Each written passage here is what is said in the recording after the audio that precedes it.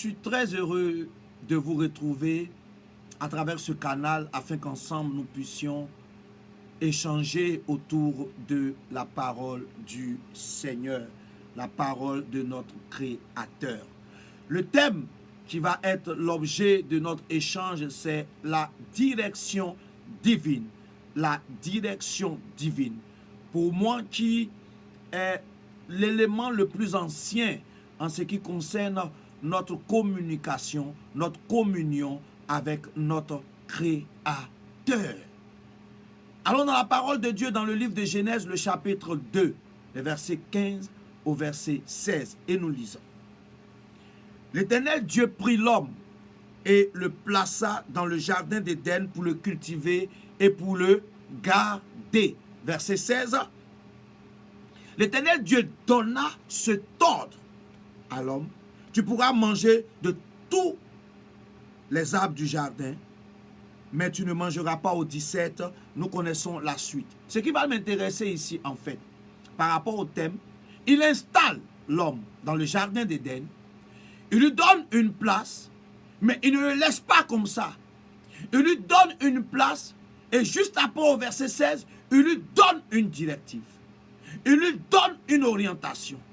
Il lui donne des balises. Il lui donne un ordre afin que sa présence dans le jardin ne soit pas une présence dans une atmosphère floue, mais afin que sa présence dans le jardin lui soit profitable et lui permette de demeurer en accord avec le Seigneur.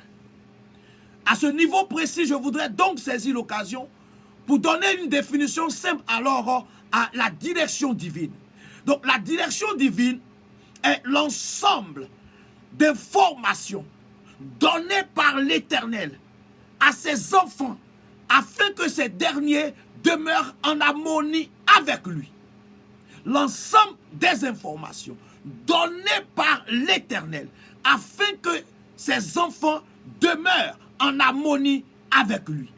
Donc si nous voulons demeurer en harmonie avec l'Éternel, nous avons besoin de direction, nous avons besoin d'ordre, nous avons besoin de commandement, nous avons besoin d'informations exactes rattachées à la parole de Dieu qui nous permettra de pouvoir être libres dans notre communion et dans notre communication avec le Seigneur. Tout un chacun donc a besoin de communion. Mais dans cette communion, nous avons besoin d'avoir des éléments essentiels pour que cette communion soit parfaite. La première chose que je voudrais toucher en termes d'avantages ou d'éléments concernant la direction divine, c'est que la direction divine nous permet de maintenir notre paix avec Dieu. Pour reprendre, la direction divine nous permet de maintenir notre paix avec notre Créateur. Il le met dans le jardin d'Éden. Mais pour que la paix soit maintenue, pour que la paix demeure, il doit suivre les directives que l'Éternel a eu à lui donner. Lorsque la Bible nous dit, en Proverbe le chapitre 29, le verset 18, quand il n'y a pas de révélation, le peuple est sans frein, heureux s'il observe la loi. Nous allons donc nous rendre compte que s'il n'y a pas d'orientation, s'il n'y a pas de direction, le peuple est déséquilibré, le peuple est désorienté, le peuple a donc besoin d'orientation. Mais la deuxième phrase nous dit heureux s'il observe la loi. Ce qui va sous-entendre qu'en fait, notre direction est rattachée à la parole de Dieu. On ne peut pas être dirigé par Dieu en dehors de sa parole. Et c'est pour cela qu'avant de continuer, je voudrais inviter tout un chacun à avoir cet amour pour la parole de Dieu. Avoir l'amour pour la parole de Dieu n'est pas de porter de grosses Bibles, mais avoir l'amour pour la parole de Dieu, c'est avoir l'amour de la lecture, de la méditation, de l'étude de la parole de Dieu, afin de recueillir des informations appropriées pour vivre une vie de paix avec Dieu. Donc simplement, la direction divine nous maintient notre paix avec notre Dieu. Le deuxième élément que j'aborde, c'est que la direction divine nous permet de demeurer dans le plan parfait de Dieu. Il y a beaucoup de choses qui peuvent passer dans notre esprit. Il y a de bonnes choses même qui peuvent monter sur la table de notre cœur. Mais nous devons tous savoir, bien-aimés, que c'est seulement l'orientation du Seigneur qui rapporte la paix et qui rapporte l'harmonie avec Dieu. Lorsque nous prenons notre Bible dans le livre de 2 Samuel, le chapitre 7, versets 1 à 3, pour ceux qui peuvent prendre bien sûr, c'est bon de suivre. 2 Samuel chapitre 7, versets 1 à 3. Nous allons aller jusqu'au même au verset 30. On va se rendre compte qu'une histoire nous est présentée. C'est l'histoire de David, ce deuxième roi d'Israël. David qui s'est levé et qui s'est rendu compte que l'Éternel des armées avait fait de grandes choses pour lui. L'Éternel des armées l'avait délivré. L'Éternel des armées l'avait restauré. L'Éternel des armées l'avait affranchi. Donc, fort de toutes ces choses-là, il a eu une bonne idée qui est montée sur la table de son cœur. Et il va partager cette idée-là avec le prophète en service ou en fonction auprès de lui, le prophète Nathan. Il va lui parler librement. Donc, il y a eu une causerie comme dans la cour. Il dit, voici l'idée que j'ai. Le prophète, sans consulter Dieu, va lui dire, l'idée que tu as eue est bonne, c'est une bonne chose. Mais au verset 4 de 1 Samuel chapitre 7, écoutons ce que l'Éternel dit. L'année suivante, la parole de l'Éternel fut adressée à Nathan, c'est-à-dire après leur causerie. Au verset 5, il est dit, va dire à mon serviteur David, ainsi parle l'Éternel. Est-ce toi qui me bâtirais une maison pour que j'en fasse ma demeure? Donc il a eu une bonne intention. Mais l'Éternel va visiter le prophète Nathan pour lui dire non, ça ne sera pas lui. Nous connaissons la suite de l'histoire. L'Éternel va lui dire clairement que ça sera celui qui va venir après lui, en l'occurrence Salomon. Et donc David va préparer tous les éléments qu'il pouvait préparer afin d'aider Salomon à bâtir la maison du Seigneur. À travers ce passage, cela vient confirmer la parole que je viens de déclarer en disant que la direction divine nous permet de demeurer dans le plan parfait de l'Éternel. Nous avons des bonnes choses qui des fois montent sur la table de nos cœurs. Mais il est important, à des moments essentiels, de pouvoir partager ces bonnes pensées, ces bonnes idées avec Dieu. Parce que des fois, il peut arriver que nous ayons de bonnes pensées venant de nous, mais qui ne sont pas sûrement dans le plan de Dieu. Il peut arriver que nous ayons de bonnes idées, de bonnes motivations, mais qui des fois ne sont pas dans le plan de Dieu. Est-ce que bâtir une maison à l'Éternel est une mauvaise chose? Mais l'Éternel avait un plan profond. Et donc l'Éternel voulait plutôt que ce soit Salomon qui bâtisse cela. Mais en fait, David ne s'est pas mis à part. Bien que l'information a été donnée, il a contribué et la chose a été bâtie. Nous sommes tous dans le plan de Dieu, mais à des niveaux essentiels. C'est-à-dire que nous pouvons avoir des idées. Elles sont bonnes. Mais il arrive des fois où ces idées-là sont confrontées à la volonté parfaite de Dieu. Donc la direction divine peut nous permettre ou nous permet de savoir la volonté parfaite de l'Éternel. Troisième élément que je veux toucher, c'est que la direction divine nous donne la clarté et la victoire assurée face à nos ennemis. La direction divine nous donne la clarté et la victoire assurée face à nos ennemis. Et c'est en cela que j'ai beaucoup apprécié et que je continue d'apprécier David dans son élan de leader. David dans son élan de chef, de commandant en chef. Il ne manquait pas l'occasion de consulter l'Éternel toutes les fois qu'il était face à des défis, toutes les fois qu'il était face à l'ennemi, toutes les fois qu'il était face à l'adversité. Et quand nous lisons la Bible dans le livre de 1 Samuel, chapitre 23, versets 2 à 4, la Bible dit, David consulta l'Éternel. La direction divine nous impose la consultation. Si nous voulons l'orientation, nous avons besoin d'orientation, nous devons consulter. Ça sera l'objet de notre temps que nous allons partager la consultation de l'Éternel. Et donc David consulta l'Éternel en disant, irai-je, c'est la question qui est posée, irai-je et bâtirai-je, sinon irai-je et battrai-je les Philistins? Et l'Éternel lui répondit, va, tu battras les Philistins et tu délivreras Keïla. Verset 3, mais les gens de David lui disent, voici, nous ne sommes pas sans crainte. Ici même en Juda, que sera si nous allons à Keïla contre les troupes des Philistins? Verset 4. David consulta encore l'Éternel et l'Éternel lui répondit, lève-toi, descends à Keïla car je livre les Philistins entre tes mains. Bien aimé, dans le Seigneur, David avait cette habitude parce qu'il connaissait ce code avec l'Éternel. Il avait l'habitude de consulter Dieu. Il avait l'habitude de parler à Dieu. Et donc, ce que nous sommes en train de développer dans ce troisième point, si nous avons cette habitude-là de consulter l'Éternel, nous allons avoir la clarté et nous allons avoir cette assurance de victoire au quotidien face à nos ennemis. Quatrième élément que je veux toucher,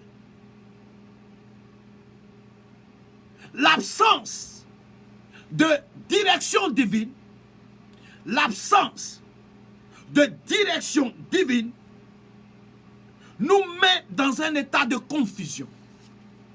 L'absence de direction divine nous met dans un état de confusion. 1 Samuel 28, versets 6 à 7. Le premier roi d'Israël va se lever, il va consulter et Dieu ne va pas lui répondre. Dieu ne lui répond pas par les prophètes, par l'Urim. Il ne lui répond pas aucun moyen par les songes. Donc il est paniqué. Alors il va chercher l'intervention d'une divineresse. Bien-aimé, lorsque nous n'avons pas de directive divine, lorsque nous n'avons pas la direction divine, lorsque nous n'avons pas le programme de Dieu, lorsque nous n'avons pas le plan de Dieu, la confusion nous saisit. Et cette confusion-là va nous conduire à une frustration qui va nous conduire à la déviation. Bien-aimé, je suis en train de te permettre de savoir que l'élément essentiel de ton succès, de ta prospérité, de ton élévation, c'est la direction divine. Tu as besoin d'informations exactes de la part de Dieu. Tu as besoin d'orientation de la part de Dieu. Tu as besoin de savoir ce que l'Éternel veut. Et cela, premièrement, se trouve dans sa parole. Il y a une parole pour chaque situation et pour chaque circonstance de ta vie. Et cela est très important. Bien aimé, le point suivant que nous voulons toucher, c'est le cinquième point. La direction divine nous donne l'assurance dans nos décisions. La direction divine nous donne l'assurance dans nos décisions. En Nombre, le chapitre 27, le verset 1 jusqu'au verset 8, nous avons une histoire qui nous est présentée, parlant des filles de Sheloshad. Il est arrivé que ces filles-là ont perdu leur père. Et quand elles perdent leur père, ce qui va se présenter, c'est que pleinement, les gens vont se lever par une culture, par on ne sait quoi, pour dire comme elles n'ont pas d'hommes, elles ne sont pas des hommes, elles n'ont pas droit à leur héritage. Et ces filles-là vont être révoltées. Elles vont s'approcher de Moïse pour dire non, ce n'est pas nous qui avons décidé de naître femmes. C'est aussi pas notre père, permettez-moi de paraphraser. Nous sommes femmes, mais nous avons droit à notre héritage, parce que c'est ce que Dieu a permis pour nous.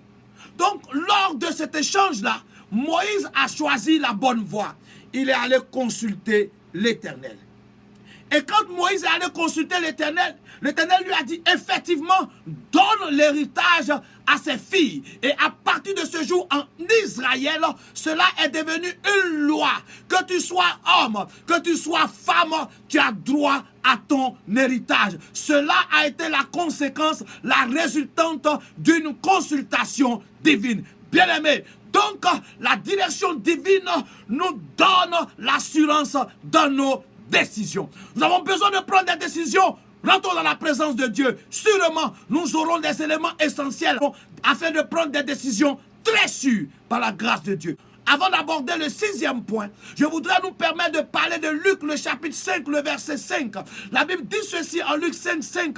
C'est juste le résultat d'un échange entre Jésus-Christ de Nazareth et ses disciples qui avaient péché toute la nuit et qui n'ont rien pris. Et donc la Bible dit, Simon-Pierre lui dit, Maître, nous avons péché toute la nuit sans rien prendre. Mais sur ta parole, nous jetterons le filet. Sur ta parole, sur ta directive, nous jetterons le filet. Alors ils jetaient le filet et la pêche a été miraculeuse. Sur ta parole, sur ta direction, nous allons poser un acte. Sur ta direction, nous allons prendre une décision. Sur ta direction, nous allons agir.